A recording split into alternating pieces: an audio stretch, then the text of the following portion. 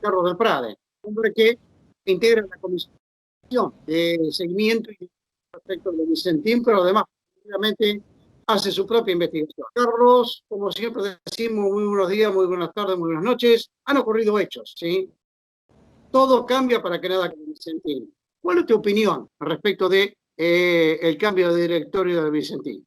El cambio que produjo los accionistas en una asamblea rara porque se hizo en el estacionamiento de la empresa, esa asamblea se hizo convocando a los 109 accionistas y solamente fueron 68, pero esos 68 tenían un poder muy grande porque tenían el 98% de las acciones, produjo una jugada para la tribuna, que es poner a tres técnicos supuestamente lejanos a la conducción familiar de la empresa. Sin embargo, muchos de esos técnicos ya tienen una relación con Vicentín de por lo menos hace 20 años, con lo cual, como vos solés decir, Alberto, todo cambia para que nada cambie en definitiva. Y esta conducción tripartita va a durar hasta el 31 de marzo del año que viene cuando presenten un nuevo informe. En medio de esta situación, lo que se ha conocido, una nueva presentación judicial que hicieron los bancos internacionales, especialmente en la ciudad de Rosario, ante el fiscal Moreno, que lleva adelante una investigación muy importante por lavado de dinero, en donde está convocado nada menos que el presidente de la Nación, Alberto Fernández, a prestar declaración, en donde ellos dicen que han mentido y falsificado toda la documentación desde el año 2017 en adelante, que es lo que nosotros veníamos diciendo prácticamente en soledad, que es a partir de ese año en donde Vicentín empieza a formar parte de una estructura política, financiera, económica, de lavar dinero, de fugar dinero, de vaciar a la empresa, como para que Vicentín atraiga dinero que después iba a terminar, como en el caso de la propia empresa, solamente en las cuentas propias de 8 de sus directivos que hoy ya no están en la conducción. Así que lo que viene ahora es la continuidad del concurso de acreedores, pero fundamentalmente, como te vengo diciendo, Alberto, la profundización de las investigaciones penales. Y yo creo que no va a faltar mucho para que empiecen a declarar los funcionarios políticos del macrismo, del Banco Central, del Banco Nación y posiblemente el expresidente Mauricio Macri. Carlos, ¿y los anteriores directivos no van a ser llevados al banquillo de los acusados, como se dice en la jerga judicial? Porque ellos operaron y obraron con la complicidad del Macri. Pero los Nardelli, Gustavo Nardelli, Alberto Paduan, los Bullati, los propios Vicentín, que son herederos del fundador de la empresa, no van a estar sentados en el banquillo, no se les va a tomar una indagatoria a ver qué hicieron, cómo jugaron en $1.700.000. Sumale a Alberto Macua, que es una figura muy importante y que también está imputado. Cuando yo te nombro a los 8 directivos que se pusieron $795 millones en sus cuentas personales entre agosto del 2019 y enero del 2020, te estoy nombrando eso que vos dijiste, ya están imputados, incluso el doctor Policita Sí. le había embargado los bienes, eso todavía no se produjo, pero es muy probable que se comience a producir en la Justicia Federal de Reconquista y en la Justicia Provincial de Rosario. Ahora a eso también se le ha agregado un elemento político, que fue la presentación que hizo el senador Armando Traferri la semana pasada, cuando pidió que esto pasara definitivamente a los tribunales rosarinos. Eso parece ser más una jugada a favor de los estudios de abogados de la ciudad de Rosario que la cuestión judicial. Pero lo cierto es que todos esos directivos ya están imputados. Así que habrá que ver cuál va a ser la consecuencia jurídica de toda esta situación. Da la sensación, Alberto, que más tarde o más temprano todo se va a tener que centralizar en una sola causa porque está todo muy disperso y eso juega a favor de la impunidad de Vicentín, que, de acuerdo a lo que denunciaron los bancos internacionales a principios de esta semana, hicieron una mecánica muy parecida a los clubes de fútbol que empiezan a vender parte de jugadores y terminan vendiendo lo posiblemente comprado en su momento por otro club, entonces te venden un jugador por el 130%, acá Vicentín hizo lo mismo, vendía parte de las empresas en un 130%, por eso los bancos salen a decir que desde el año 2017 esta práctica era habitual de parte de Vicentín, con la complicidad de algunas instituciones también bancarias que han sido denunciadas por los bancos internacionales. Así que el escándalo es enorme a nivel financiero internacional y para colmo, en Algodonera Avellaneda se suspendieron a los delegados de los trabajadores. Esto va a generar un nuevo conflicto, así que vamos a tener un fin de año muy pero muy movido con la cuestión social, algo que yo sé que te interesa mucho porque vos siempre destacás el universo social de 30.000 personas por detrás de Vicentín. Y creo que va a estar muy movido el fin de año con todo esto. Pero negativamente movido. Sí, negativamente. Repito la pregunta, movido. Sí, negativamente movido. Va a ser un fin de año muy difícil para los trabajadores, va a haber conflicto de nuevo seguramente en Algodonera Avellaneda y no hay ninguna certidumbre, no hay ninguna seguridad sobre lo que puede pasar con los trabajadores de las aceiteras de Vicentín, que por ahora no tenían ningún problema. Pero como viene el panorama, es muy difícil que pasen un buen fin de año, por eso hay que advertirlo, lo están advirtiendo por otra parte los dirigentes sindicales, me parece que viene muy complicado el fin de año. Bueno, a ver, vamos despacio. Como está hoy Vicentín, va camino a la extranjerización. O puede aparecer algún grupo económico de la región, Olio y compañía. ¿Sí? ¿Pero qué van a comprar? La marca. No van a comprar el paquete de Vicentín, compran la marca. Cuando quieran cobrar los trabajadores o los acreedores, le van a decir, no, anda a cobrarle a Vicentín. Y Vicentín está en quiebra, no van a pagar. Hoy los activos que tiene, que lo que puede quedar en la quiebra, no alcanzan el 10% para pagar a los acreedores y los hipotéticos despedidos de la firma. Digamos. O sea que estaría configurada la estafa, Carlos, marcho preso. Y ahí está lo que me señalas en esta oportunidad, que negativamente pueden ocurrir hechos muy desagradables laboral, económica y socialmente en todo el cordón industrial, y también en Reconquista y en Avellaneda. Salvo, en ese panorama que vos hacés, yo en el análisis, en la lógica que lo hacés, está muy bien. Salvo, Alberto, que se junten todas las empresas en una sola, porque en realidad es una sola empresa. Y como es una sola empresa, allí sí hay patrimonio suficiente y actividad suficiente en 4 meses para superar el endeudamiento de 1.350 millones de dólares, que es lo que tiene hoy Vicentín. Si la justicia encarrila eso, la cuestión se soluciona. Ahora, para eso también tiene que haber voluntad política, y lo veo muy lejos al gobierno nacional hoy de Vicentín, lo veo lejos al gobierno de Perotti hoy de Vicentín. De hecho, algunos comentarios del gobierno provincial es que ellos se han quedado a la derecha de los bancos en relación a Vicentín. Están denunciando mucho más los bancos que el poder político de la provincia de Santa Fe, y esto admitido por la propia gente del gobierno provincial. Y eso es muy grave porque, insisto, las mayores señales sobre Vicentín lo está dando la justicia penal y en este caso, increíblemente, los bancos internacionales, que están diciendo mucho más que la política gubernamental, provincial y nacional. Carlos, yo te dejo y te agradezco infinitamente, no quiero agregar más hipótesis de panorama, pero de la amarga realidad, ¿sí? Ahí me quedo con una frase tuya. Pueden ocurrir a fines de año hechos novedosos, importantes, que van a tener un impacto social, económico y productivo, y en forma negativa en la región.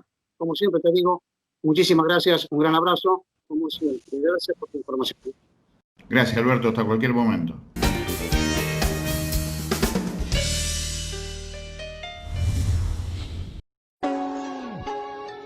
Historia más indignante que he escuchado en mucho tiempo. Escuchar ahí a González Fraga diciendo: le hiciste creer a un empleado medio de que su sueldo medio servía para comprar celulares, plasmas, autos, motos e irse al exterior, porque eso tuvo una ilusión. A ver si les logro transmitir mi indignación y esta historia. No había plata para las pymes, no había plata para las industrias, no había plata para nadie, mucho menos había plata para los jubilados. ¿Para quién había plata? Para los amigos, muchachos. Una vez que Macri pierde las elecciones, ahí se sabe, el Banco Nación de ese señor González Fraga y sus funcionarios prestaron nada menos que el 20% de toda la masa que tiene para prestar el Banco Nación. ¿Se la prestaron a quién? Vicentín. El Grupo Vicentín es el principal aportante de Juntos por el Cambio. Esa guita ahora es un inmenso pagadiós, muchachos. Le prestaron 18.000 millones de pesos. ¿Qué hicieron con la guita? La sospecha que la guita, como tantas veces hacen los grupos empresarios argentinos, se la llevaron para afuera, la sacaron a través de un entramado de empresas, la pusieron a buen resguardo y ahora le hacen pito catalán a los argentinos, no quiere garpar. Entonces, ¿dónde está la plata de Vicentín? Y sobre todo, ¿dónde está la plata del Banco Nación? González Fraga, ese tipo que decía que era una ilusión que los argentinos tuvieran un celular y un aire acondicionado, firmó prestarle a estos tipos 18.000 millones de pesos y encima hicieron un pagadiós. Acuérdense que a cada uno de nosotros, como somos chiquititos, cuando pueden nos agarran de los huevos, nos agarran del cuello. A estos tipos, como son grandes, les prestan 18.000 millones de mangos y además dicen que nosotros somos los boludos que no teníamos derecho a tener un celular.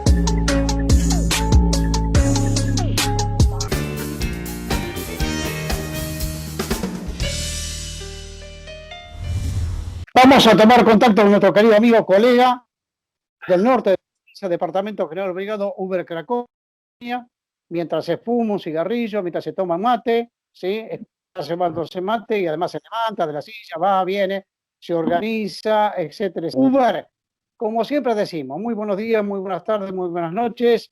En Covite son todos los días iguales, sí. ¿Qué te dicen estos nombres? Omar Scarel, Daniel Foschietti y Estanislao Bogaín, digamos, como integrantes del triunviro, del flamante triunviro de Vicentín, que muchos lo sienten ustedes. ¿Qué te dicen estos nombres, Uber? Mirá, lo que dice en realidad es lo que todo el mundo cree, está convencido y algunos otros lo sospechamos porque estamos fuera de esta situación. Es una suerte de juego que podríamos explicar entre delfines y regentes, o sea, gente que han puesto y que responden a los intereses del viejo directorio de Vicentín, que son los responsables de este desastre, de esta situación penosa, lamentable, vergonzosa, diría yo, no solamente para el directorio de Vicentín, para el que se fue y para el que está. Después de la presentación del balance, donde hay consideraciones de todo tipo, dicen de todo en el balance, lo único que no dicen es dónde está la plata, que es el gran problema de todo esto. ¿Dónde está la guita, muchachos? Eso no está. Está explicado en el balance, está explicado que la devaluación, que la falta de sequía, hubo una sequía. Yo sé que yo no me enteré de esto, Alberto. Es una cosa extrañísima, ¿no? ¿Qué hubo antes? ¿Eh? ¿Qué hubo antes? Me dijiste una sequía. Una sequía. En el balance figura una sequía de la que yo no estoy muy enterado. Sí me acuerdo de una gran sequía donde acá han muerto más o menos casi 1 millón de cabezas de ganado por una situación, pero esto hace más de 15 años, de esa oportunidad hasta ahora, que creo que fue la última vez que nos visitó ese fenómeno climático que se llama el Niño, o la Niña, para mejor decir. El Niño es mucha agua, el Niño es sequía. Pero en el balance de Vicentín figura una sequía, una extraña sequía que no la vio absolutamente nadie. Incluso se le ha explicado, intentar explicar, una suerte de impacto que ha tenido las devaluaciones de las últimas que se han llevado a cabo con el gobierno macrista. Una cosa extrañísima, porque no hay en la historia del país, Alberto, ya con esto cierro, en la historia del país una devaluación que haya desfavorecido a alguno de estas empresas, porque son ellos las que las promocionan. Es extrañísimo que una empresa cerealera que cobran dólares, una devaluación lo desfavorezca. Es extrañísimo. No, pero perdón, Pedro. Sí. Los veedores que representan los intereses de acreedores, ¿sí?, de los trabajadores, por ejemplo, Sergio Barelovich, de la Ciudad de Rosario, un economista de nota, descalifican y desmienten, digamos, que esa devaluación haya perjudicado a Vicentín. Así como perdieron, ganaron también, ¿eh? Y la devaluación y la repercusión fue marginal para la empresa. Y te agrego un dato más. Estos veedores, ¿sí?, que no son los auditores, pero que representan intereses de los trabajadores, en este caso como Sergio Aerolovich, de la ciudad de Rosario, cada 10 días van a emitir un informe. Paralelamente está el comité forense, que sería más o menos parecido a lo que ocurre en la faz penal, pero en el caso civil. Averiguar cómo se fugaron la plata y la comisión de hipotéticos delitos. ¿Sí? He dicho esto, Sergio. ¿Y cuál es el panorama que ustedes esperan de Vicentino hoy por hoy, después de esta fantochada, de esta cámara, de esta nueva cara que aparece, que todo cambia para que nada cambie? ¿Cuál es el panorama hoy de Vicentino? ¿Qué esperan ustedes? Mirá, lo que esperamos es que la institucionalidad y la justicia en este país una vez en la historia funcione, porque si a partir de esta situación no hay definiciones, si se animan a presentar un balance que fue aceptado, que es casi una afrenta al sentido común, no te estoy hablando a la lógica que puede entenderse desde el conocimiento de la economía de alguien que lee eso. Yo no soy economista y leo eso y siento que me están tomando de tonto, y nos están tomando de tonto a todos, en un balance donde no se explica dónde está la plata. Una empresa que intenta explicarte que la devaluación lo desfavoreció cuando tienen su capital absolutamente funcionando en enorme actividad, sus ingresos vienen del exterior y en dólares, vale decir que vos cobrás en dólares, ¿cómo puede desfavorecerte una devaluación cuando entiendo que además las devaluaciones en este país las hacen estas empresas? Porque son estos señores los que presionan a los gobiernos para que se produzcan las devaluaciones. Por un ejercicio sencillo, se capitalizan mientras el trabajador, que es con quien reparten sus ganancias, cada vez sale más barato. Estas son las explicaciones de todas las evaluaciones. Ahora, si la justicia frente en este contexto, Alberto, no define esto y se olvida, porque acá los que estamos preguntando somos los periodistas y los acreedores, ¿dónde está la plata? Y la justicia se olvida preguntar. Me temo que el presente y futuro de esta empresa, si queda en pie, nadie le va a creer, o de lo contrario, la van a tener que diseccionar, no me queda otra alternativa. No se puede reconstruir esto en función de una empresa que presenta un balance trucho con una justicia que parece ser de que es parte y cómplice de esto, ¿no? No, sí, yo tengo de confianza, déjame decir, por parte del accionar del juez Lorenzini, que parece más que un juez, parece un abogado de Vicentín. ¿Cuántos puestos de trabajo están ahí en la zona en juego, digamos, si acá llegara a ocurrir una hecatombe económica y financiera y cierra su puerta a Vicentín? ¿Cuántos puestos de trabajo están? 1.500 puestos de trabajo, y estamos hablando de todas las empresas de Vicentín. Es un número significativo para el norte porque no tenemos muchas empresas, Alberto, pero no, el grueso de la toma de mano de obra, de contratación, está en el sur de la provincia. Claro, sí. Te hago la última pregunta, Uber. Yo recuerdo cuando ustedes eran amonestados, descalificados como periodistas, ¿sí? Por parte de los anticuarentena, por parte de los Scarpini y compañía, sí, que salían a la calle. Todos somos Vicentín. Yo no soy Vicentín. Y vos tampoco sos Vicentín, y también otros colegas del norte de la provincia. Yo no soy Vicentín. Ojalá que quede y que siga dando trabajo y genere ganancias y riquezas para toda la provincia. ¿Cómo impactó, digamos, en el tema COVID, que todos somos Vicentín, salimos a la calle alegremente? ¿Cómo ha impactado, digamos, en la población? Una de las noticias negativas que tiene Vicentín, porque, entre otras cosas, no solamente el tema COVID, Alberto, acá lo que ha dejado en evidencia, en triste y vergonzosa evidencia, es que hay un poder político que está sojuzgado, sometido por Vicentín, y siempre ha sido así. ¿Qué quiere decir esto? Que la gente vota, un intendente vota concejales y otras autoridades, para que respondan a los intereses de estas empresas y de la gente, la verdad que se acuerdan muy poco. Esto siempre se ha sido sospechado, esto siempre ha sido análisis de los que estamos en la cuestión analítica, en el orden político. Hoy no hace falta ser analista político para darse cuenta de eso, y lo que sí tenés que darte cuenta es que eso no puede ser parte de lo que se legitima en términos de orden público, en términos de representatividad. Se ha llegado a decir, Alberto, de la boca de los labios de un intendente, cuando se estaba hablando de intervención sí, intervención no, ¿qué se puede meter el Estado en esta historia si lo único que hacen es cortarle el pasto de la ruta? O sea, para algún sector de la política el Estado significa solamente esto, cortar el pasto de la ruta. Ese es el orden. Ese es a lo que se resigna la funcionalidad del Estado para esta gente. Con lo cual justifican estar del lado de empresas y de grandes empresas, aún siendo estafadoras, a costa de poner en evidencia absolutamente poco importancia a lo que significa la sanidad pública, como por ejemplo el COVID, a punto tal de que es el mismo intendente de Avellaneda, el primer o el cero caso COVID en Avellaneda, que llevó naturalmente a infectar una cantidad significativa de gente, situación de la que ni siquiera pidió disculpas. Dijo, si tengo que volver a hacerlo, lo voy a hacer. Bueno, perdón, ya para cerrar, te lo digo yo, déjamelo por mi cuenta. El senador Marcón del departamento, macrista, radical, ¿sí? Porque es macrista y radical, por más que trata de esconderse diciendo que no. El senador Marcón llegó a decir aquí en esta capital y comparó la movilización de todos somos vicentinos con el grito de Alcorta, no jodamos. Ahí tienen el grito de Alcorta, ¿eh?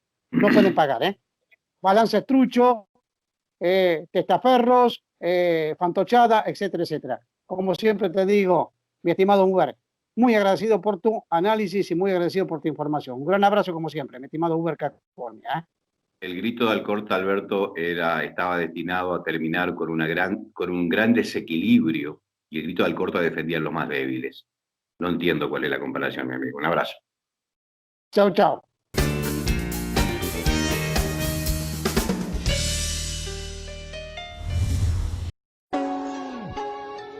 Historia más indignante que he escuchado en mucho tiempo.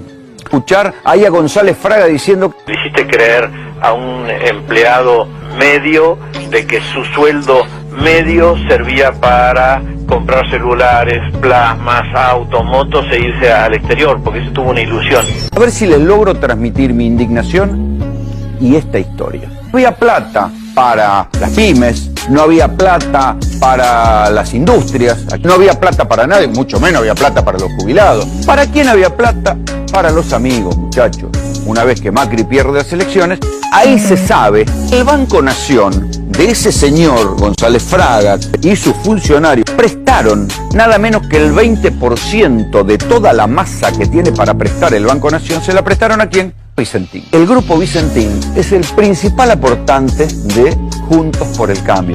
Esa guita ahora es un inmenso pagadiós, muchachos. Le prestaron 18.000 millones de pesos. ¿Qué hicieron con la guita? La sospecha que la guita, como tantas veces hacen los grupos empresarios argentinos, se la llevaron para afuera, la sacaron a través de un entramado de empresas, la pusieron a buen resguardo y ahora le hacen pito catalán a los argentinos, no quiere garpar.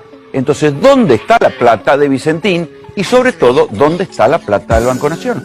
González Fraga, ese tipo que decía que era una ilusión que los argentinos tuvieran un celular y un aire acondicionado, firmó prestarle a estos tipos 18.000 millones de pesos y encima hicieron un pagadiós. Acuérdense que a cada uno de nosotros, como somos chiquititos, cuando pueden nos agarran de los huevos, nos agarran del cuello. A estos tipos, como son grandes, les prestan 18.000 millones de mangos y además dicen que nosotros somos los boludos que no teníamos derecho a tener un celular.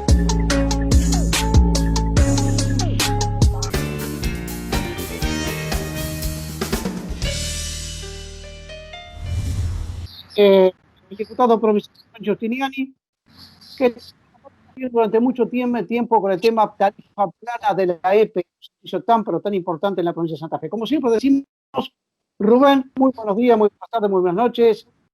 Los días y los tiempos son atemporales en el país y en el mundo. ¿Qué significa esto? Y especialmente el impacto bolsillo, digamos, en la provincia de Santa Fe. A nosotros nos piden que nos quedemos en casa y por lo tanto estamos consumiendo más electricidad.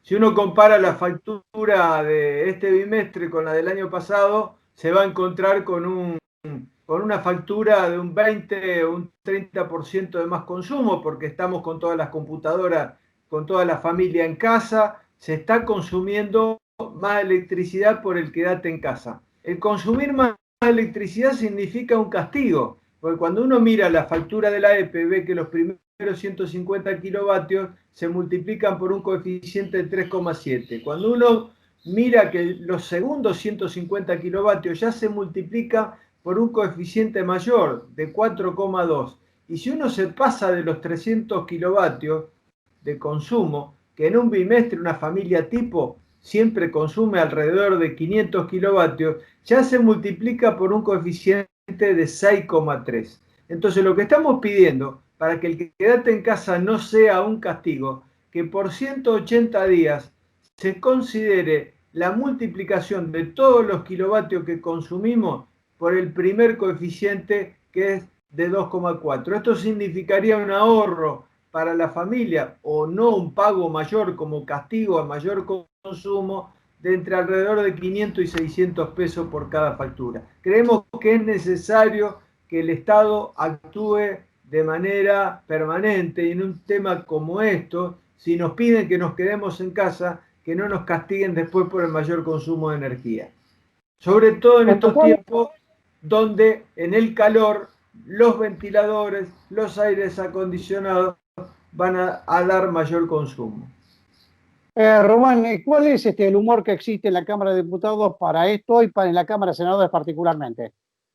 Esto es un proyecto de comunicación que fue aprobado por unanimidad el jueves de la semana pasada. Por lo tanto, yo creo que ahora le toca al Poder Ejecutivo tomar las medidas. Le enviamos una carta al interventor de la EPE, el licenciado Causi, me hablaron y me dijeron que están analizando el tema, o sea que somos optimistas de que se puede tomar alguna medida para no castigar el quédate en casa. No, esto es importante lo que usted me acaba de decir, que no se queda únicamente con la mera aprobación, que es una buena intención un proyecto de comunicación, ¿sí? No tiene, digamos, gestión, no tiene ejecutividad, pero eso es, y que le responden, que le digan, lo estamos estudiando, porque generalmente los temas que no se estudian no te responden o directamente te dicen, te lo vamos a rechazar, no nos interesa. Me parece muy buena la respuesta que usted obtuvo en este caso, ¿eh?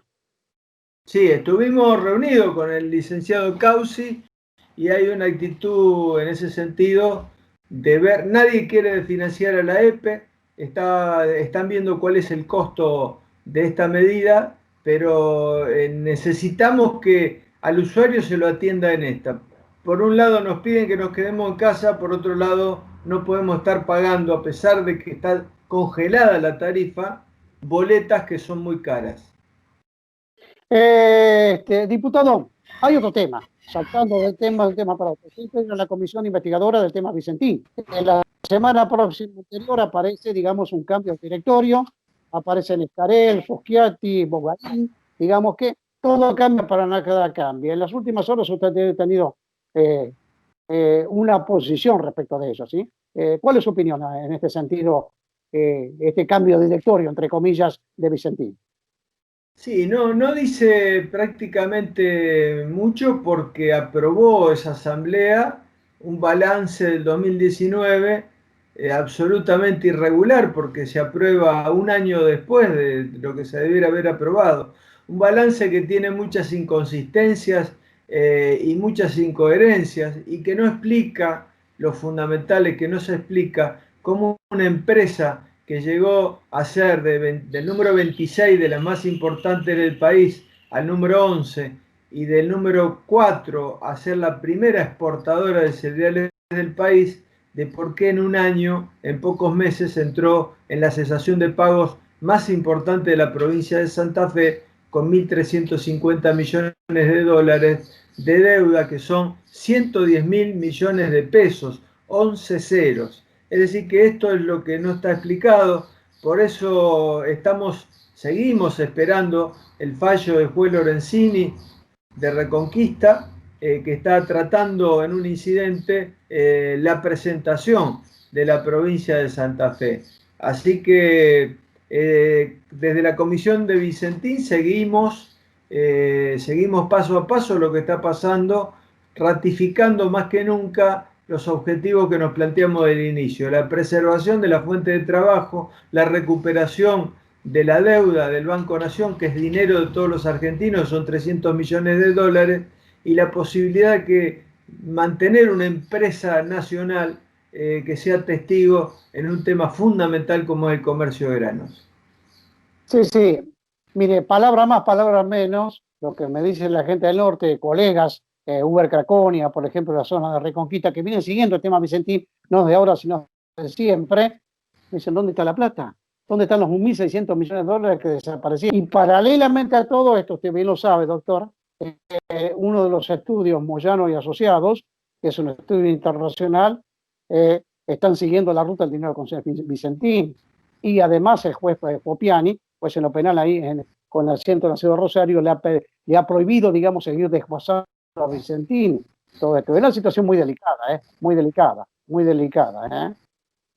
Sí, muy delicada, y nos parece que todas las causas judiciales abiertas hablan, en primer lugar, de la complejidad del tema. Está la causa del fiscal policista en Buenos Aires por los préstamos que le otorgó el Banco Nación en momentos que había dejado de pagar Vicentín. Entre octubre y noviembre, 26 desembolsos millonarios que le hizo el Banco Nación el año pasado a Vicentín. La causa que tiene el juez Alurralde en la ciudad de Reconquista, en donde el fiscal Salum ya pidió también, tuvo una cantidad de actuaciones respecto a las empresas conectadas a Vicentín, porque si uno toma Vicentín SAIC sola, el pasivo de Vicentín SAIC, el activo, no alcanza a un tercio de los 1.350 millones de dólares, pero como tiene más de 20 empresas conectadas dentro y fuera del país,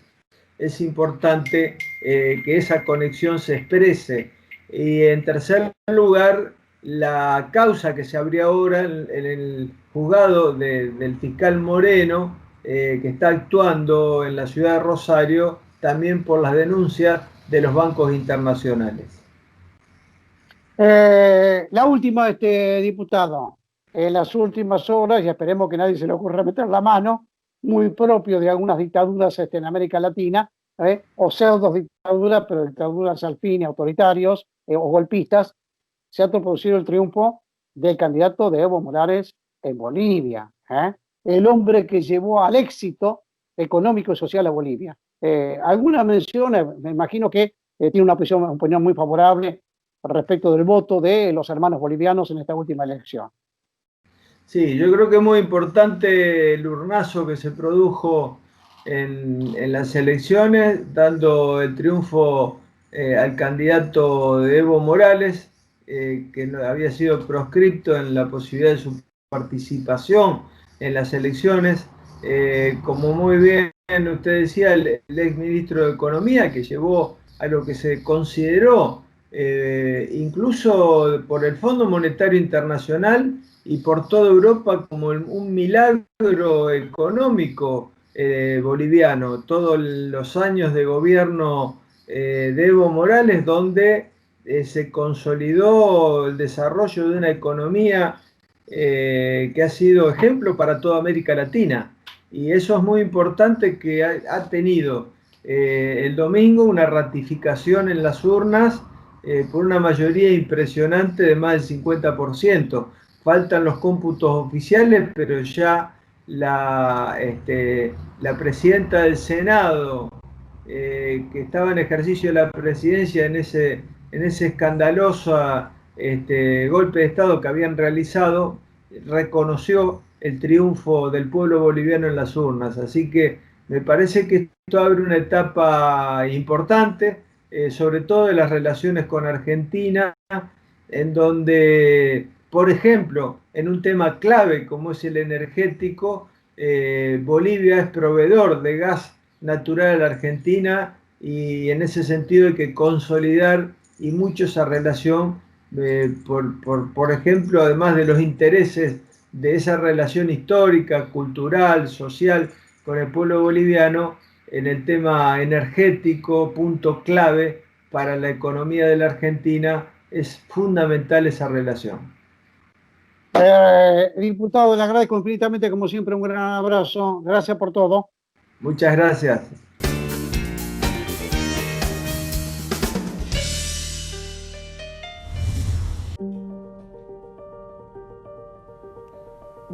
Creo que de alguna forma este virus nos va a marcar a todos.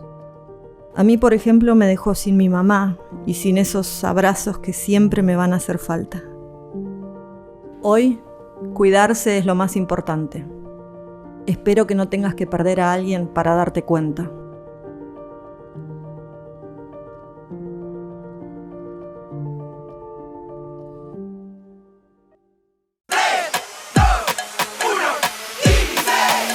Son solo 6 pasitos. A la suerte hay que ayudarla. Con el Kini estás a 6 pasos de tus sueños. ¿Qué esperás para cumplirlos? 6, 5, 4, 3, 2, 1, Kini 6.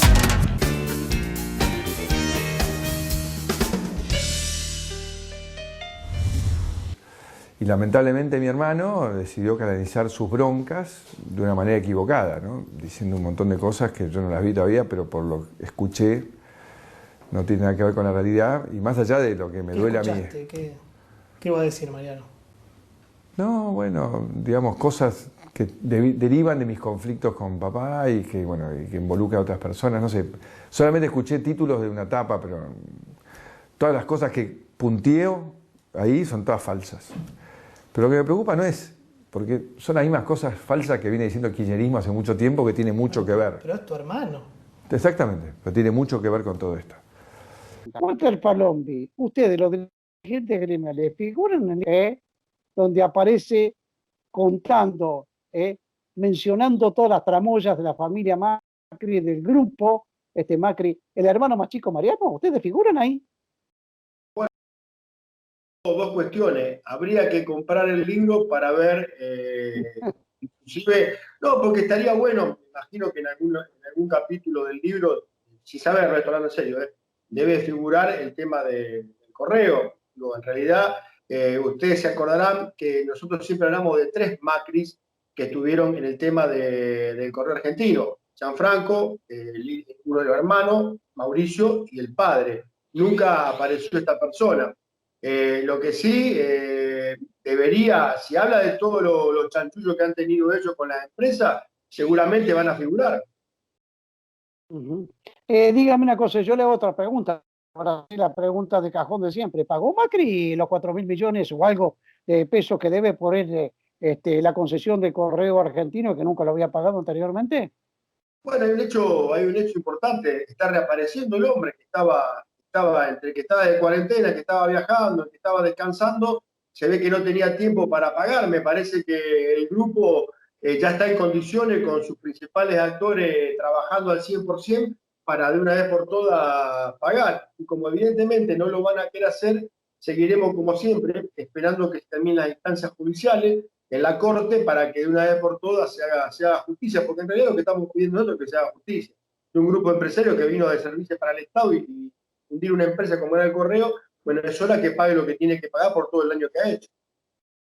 Bueno, Correo hoy como empresa, ¿qué es este nuevo modelo de negocio que aparece, digamos, en la empresa? Empresa que está conformada íntegramente por trabajadores, que son los trabajadores y trabajadoras, que son, digamos, el sector dinámico de toda empresa.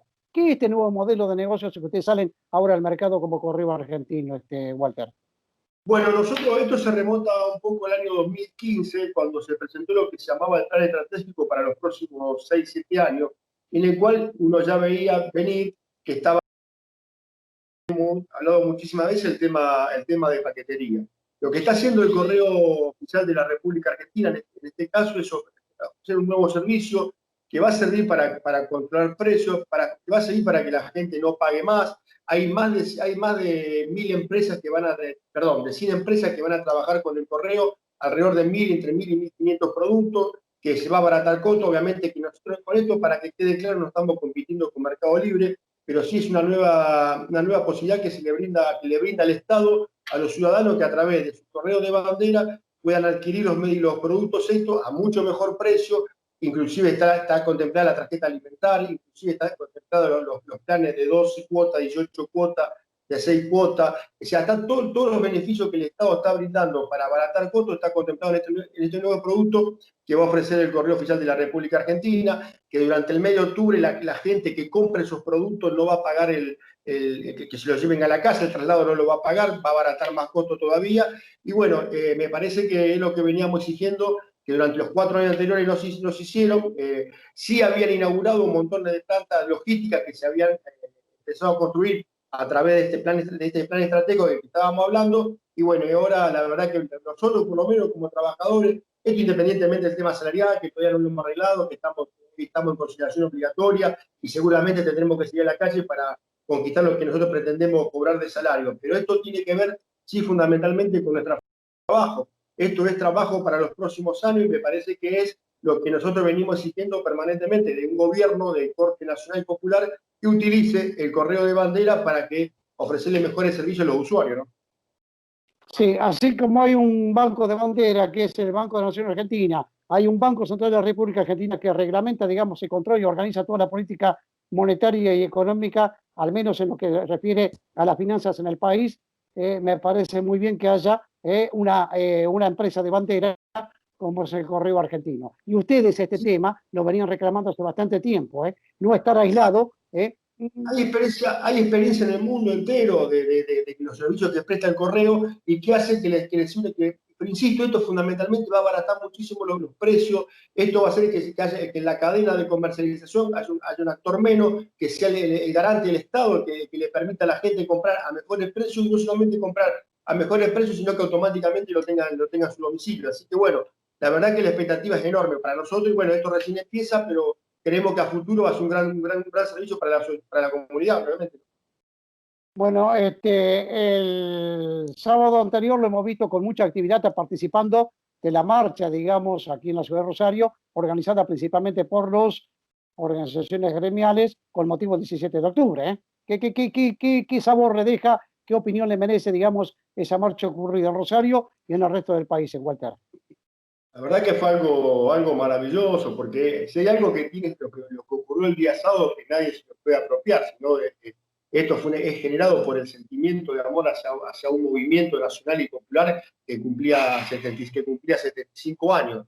Y la verdad que fue algo espectacular. Nosotros estuvimos acá acompañando a Rosario, hemos visto lo que fue en la ciudad autónoma de Buenos Aires, la cantidad de gente que se movilizó. La verdad que una demostración de fuerza del campo nacional y popular que estábamos reclamándolo, que lo estábamos esperando, y con algo que creo que quedó en evidencia es: no hay odio, no hay agravio hacia quienes piensan distinto, el periodismo, sea la expresión que sea, trabajó sin ningún tipo de problema, porque esto es la gran diferencia que tenemos nosotros cuando movilizan otros sectores. En lo nuestro es la militancia, el compromiso, la alegría de estar en la calle, de defender un proyecto, de bancarlo, y lo otro es odio, lo otro es, no sé, lo otro es impresentable. Inclusive, si usted se fija, Alberto, cuando le ponían el micrófono a la gente, todos tenían contenido, la gente cuando hablaba no decía cualquier cosa, no como en las otras marchas que uno ni siquiera sabe, o sea, sabe que saben por el odio, pero no por otra cuestión, no pueden decir dos palabras seguidas fundamentándolo. Acá se fundamentó porque estábamos en la calle, acá se salió a decirle a un gobierno que estamos con ellos, que si tiene que avanzar en todas las medidas que tenga que avanzar, que las haga, porque el pueblo va a estar movilizado acompañándolo. Y bueno, creo que ha sido una gesta maravillosa, insisto, de la que nadie se va a poder apropiar, sino el pueblo movilizado en defensa de su gobierno, ¿no? Bueno, en las últimas horas hay un batacazo a nivel internacional en un país hermano, digamos, en Bolivia, donde le dieron un golpe de Estado oportunamente a Evo Morales, pero, digamos, el delfín, digamos, del sector de Evo Morales, del MAS, el que hizo, digamos, el milagro económico y social en Bolivia oportunamente, acaba de ganar recientemente las elecciones. Me imagino que a ustedes también esto os impacta políticamente, ¿sí? Pese a que ser un país hermano, cercano. Seguro, en la región, esto es un mensaje para la región, porque ya lo daban al MAS como terminado, como que no iban a poder ganar. Ya habían operado antes de las elecciones diciendo que la elección podía ser pareja, pero que si ganaba el MAS iba a ser por poca diferencia, que después juntando los votos del candidato de Yáñez, del candidato de derecha, le podían ganar. Y bueno, creo que fue tan contundente el triunfo de la gente de Evo en Bolivia, que no pudieron tapar nada, por más que demoraron el conteo, por más de un montón de cuestiones que yo creo que intentaron hacerlo. Fue tan abrumadora la diferencia que tuvieron que salir a reconocer. Por otro lado, creo, pero una humilde opinión, por favor, creo que Evo en su momento, en sostener su candidatura, se equivocó, porque se podría haber puesto a este candidato en su momento y hubiésemos evitado todo el drama que vivieron nuestros compatriotas, nuestros vecinos del pueblo de Bolivia. Y la verdad que bueno, estamos inmensamente felices, y creo que, bueno, Latinoamérica se está despertando, y bueno, y ganaremos todas las elecciones que haya que ganar, para una vez por todas volver a la patria grande que se unió San Martín, que se unió Bolívar y que habían hecho Lula, Chávez, Néstor, Mujica, y bueno, y a eso vamos a ir nuevamente, seguramente. Bueno, Walter, le agradezco infinitamente. Cuando tenga el libro, mándemelo, si no se lo voy a regalar yo. Quiero ver si figuran ustedes en el libro de Macri. El regalo va a ser mío, Alberto, por tantas veces que hemos hablado de este tema. Un abrazo.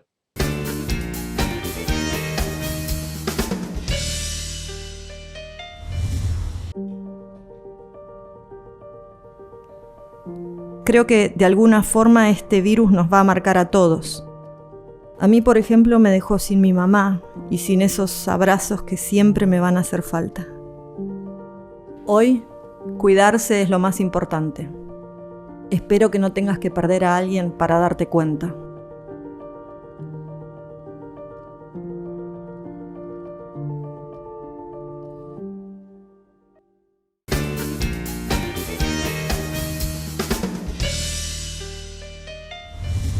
Bueno, vamos a tomar contacto con José Berra, Pepe. Yo me tomo todo este tipo de atribuciones. Nos conocemos desde cuando éramos jóvenes, no decimos que somos grandes, sino que tenemos mucha experiencia en el ámbito político y yo probablemente en el ámbito periodístico. Pero nos conocemos desde hace muchísimos años, Desde los salvos, desde la sala de periodistas, porque Pepe en un momento determinado ejerció institucionalmente el periodismo aquí en Santa Fe a Rosario, ¿sí? Bien. Así es.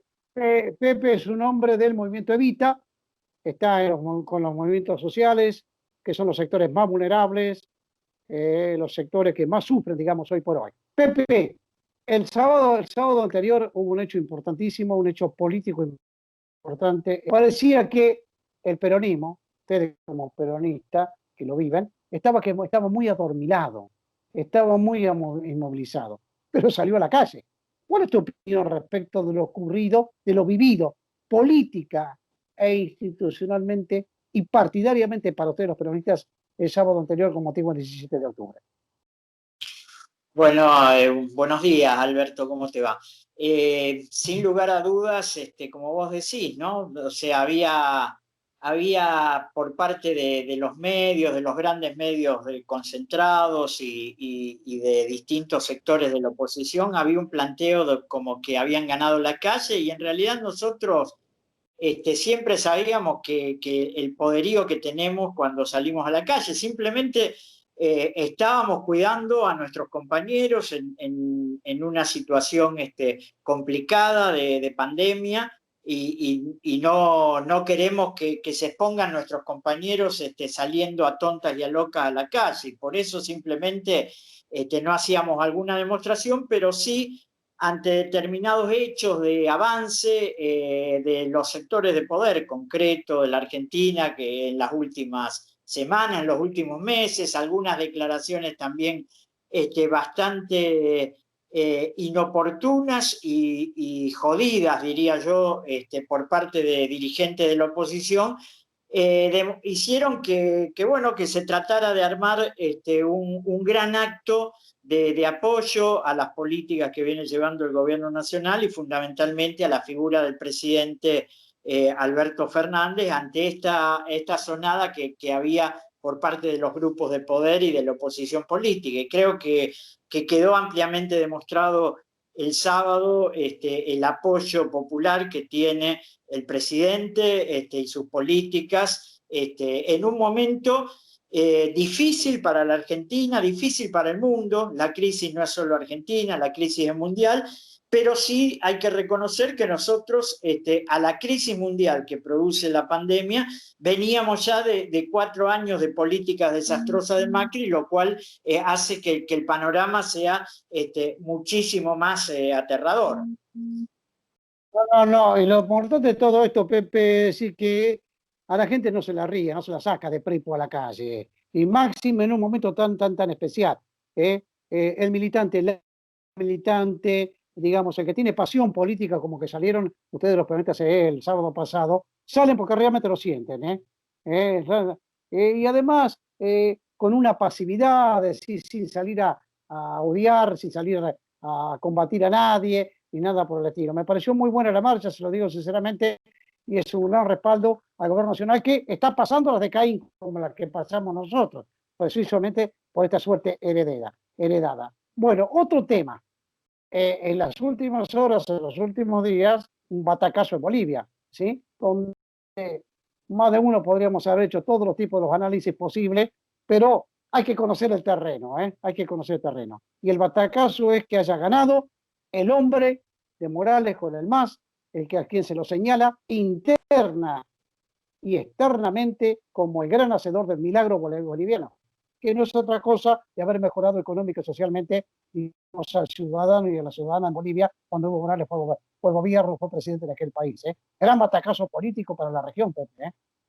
Sí, sin duda, muy importante el triunfo del MAS, como vos decís, con la figura de Evo armando todo el esquema político de las elecciones. Muy importante, primero porque recordemos que hace un año atrás a Evo se lo derrocó con un golpe militar, una cosa que ya los americanos, los latinoamericanos habíamos desterrado prácticamente de nuestro léxico político y volvió a aparecer una sonada militar para destituir un gobierno democrático bajo una acusación falaz que se demostró en el día domingo cuando arrasó nuevamente en las elecciones el MAS. Y bueno, yo creo que esto nos deja una lección muy importante, que es que los pueblos no se suicidan, que a las políticas neoliberales que tienden a producir más ajuste, más pobreza, más sufrimiento para los pueblos latinoamericanos, cuando estos tienen oportunidad de expresarse en las urnas, lo hacen con absoluta contundencia y claridad, como ha sido lo de el MAS, lo de Arce el domingo en Bolivia, y como ha sido en agosto del año pasado las primarias y en octubre las generales, con el contundente triunfo que hubo acá de Alberto Fernández. Bueno, en tu caso particular, digamos, por tu propia responsabilidad política, digamos, en la ciudad de Rosario y en la provincia, pero particularmente en esta ciudad de Rosario, hay un contacto y digamos, una labor permanente, digamos, con los sectores más vulnerables, los sectores sociales, los movimientos sociales. Hoy por hoy la situación es muy difícil, Pepe, muy, pero muy difícil. Heredada, pero por supuesto, con perspectiva de futuro, pero heredada al fin, ¿sí? Sí, es una situación difícil, volvemos a reiterar, o sea, ya venía difícil de los 4 años de Macri y la pandemia la complicó aún más. Pero bueno, yo creo que empiezan a verse algunas luces de esperanza, de aliento en la marcha de la economía de mercado, y también empieza a haber algunos situaciones muy esperanzadoras para lo que es la economía popular. O sea, digo, el secretario de Economía Social del Ministerio de Desarrollo Social, el compañero Emilio Pérsico, anunció que ya en diciembre se va a poner en marcha este proyecto que hemos planteado nosotros como organizaciones populares al gobierno de Alberto y que el gobierno nos viene respaldando, que es el traspaso de los planes sociales, lo que se llamó en su momento el plan social, a trabajo concreto para nuestros compañeros. Y bueno, en ese sentido, Emilio Pérsico anunció que en diciembre ya va a haber la creación de 300.000 puestos de trabajo, digamos, en distintas tareas que tienen que ver con pequeñas obras de infraestructura comunitaria, con tareas de saneamiento barrial, pero bueno, esto también empieza a ser una luz verde, y como dijo Alberto el sábado en el acto del 17, ¿no? Creo que empezamos a poner las bases para la reconstrucción nacional después de un periodo de tanta destrucción. Te agradezco infinitamente y está muy bueno lo que me decís, que es un tema que para muchos es una novedad. Transformar la pobreza, la miseria en trabajo. Y vaya si es importante, Pepe. Un gran abrazo, Pepe, como siempre. Abrazo para vos, Alberto.